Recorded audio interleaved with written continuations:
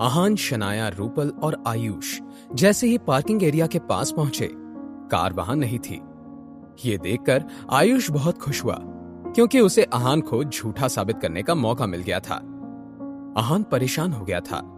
उसने कूल होते हुए कहा, ड्राइवर आसपास कहीं गया होगा, अभी बस आता ही होगा। आयुष, ये लोग तुम्हारे दोस्त हैं? दीदी, क्या आपको लगता है ये मेरे दोस्त ऐसे होंगे? दी यू नो, इसने ऐसे कपड़े पहने हैं और फिर भी कह रहा है कि इसके पास लग्जरी कार और ड्राइवर है। Can you believe it? दी, आप कुछ कह क्यों नहीं रही हैं? Don't you find it funny? Aahan को बहुत गुस्सा आ रहा था। वो ये सोचकर परेशान था कि जहां वो भी जाता था, ये आलिया कैसे पहुंच जाती थी।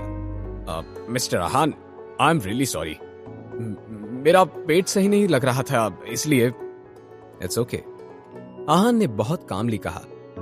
Thank you mister Aahan. Aahan ने ड्राइवर को पहले ही कह दिया था कि वो उसे यंग मास्टर कहकर ना बुलाए और इस बात की अच्छे से वो गांठ बांध ले। ब्रदर, क्या ये कार तुम्हारी है? नहीं, रेंट की है। भाई, आप मजाक क्यों कर रहे हैं? ऐसा कौन होगा जिसे गाड़ी रेंट पर देनी पड़े? पैसों की कमी तो मुझे ही है, तुम तो देख ही सकते हो ना, मेरे कपड़े ऐसे हैं। नहीं भाई, मैं तो बस आपके साथ मजाक कर रहा था, इसे अपने दिल पे मत लगाइए भाई। आहान को उससे बात करने में कोई दिलचस्पी नहीं थी। वो शनाया और रूपल की तरफ मुड़ा और बोला, चलें। दोनों ने हामी में अपनी गर्दन हिला दी। फिर तीनों गाड़ी में बैठे और गाड़ी स्पीड से वहां से निकल गई। उनके जाते ही आलिया ने आयुष की तरफ गुस्से से देखा और अपने दांत पीसते हुए कहा, स्टूपिड आयुष, तुम्हें पता है कि 2 दिन में उस आदमी ने मनाली में क्या क्या कर दिया है? उसने रजत चौधरी और अभिषेक चोपड़ा का एक एक हाथ तोड़ दिया था वशिष्ठ हाउस में। Do you understand what that means? दोनों फैमिलीज उसके सामने कुछ भी नहीं है। आयुष का चेहरा डर के मारे पीला पड़ गया था। दीप, क्या वो मेरे साथ भी ऐसा कुछ कर सकता है? वो मुझे मारेगा तो नहीं ना? आई डोंट थिंक सो वैसा कुछ करेगा। वो तुम्हें माफ कर देगा। इतनी छोटी बातों पे वो ज्यादा ध्यान नहीं देता है। उधर शनाया के मन में बहुत सारे सवाल थे।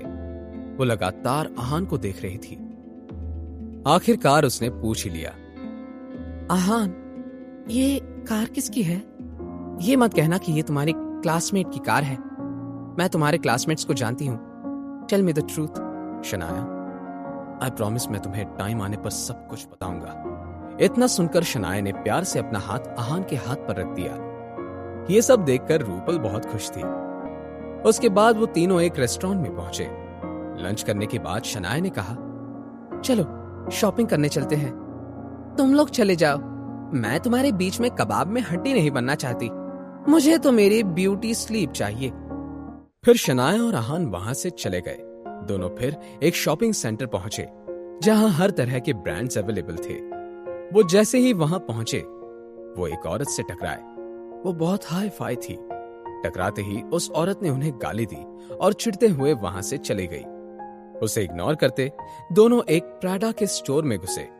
तभी शनाया की नजर एक पर्स पर पड़ी और उसे वो बहुत पसंद आ गया। और इसी वक्त वो औरत जिनसे ये दोनों टकराए थे वहां आई और उसी पर्स को निहारने लगी। दोनों में पर्स लेने के लिए आई कांटेक्ट हुआ और दोनों एक दूसरे को गुस्से से देखने लगे। अब आगे क्या होगा? ये पर्स कौन खरीदेगा? जानने के लिए देखिए अगला एपिसोड सिर्फ पॉकेट एफएम के YouTube चैनल पर। और सीक्रेट अमीरजादा के सारे एपिसोड्स को सुनने के लिए डिस्क्रिप्शन में दी हुई लिंक से डाउनलोड कीजिए पॉकेट एफएम ऐप।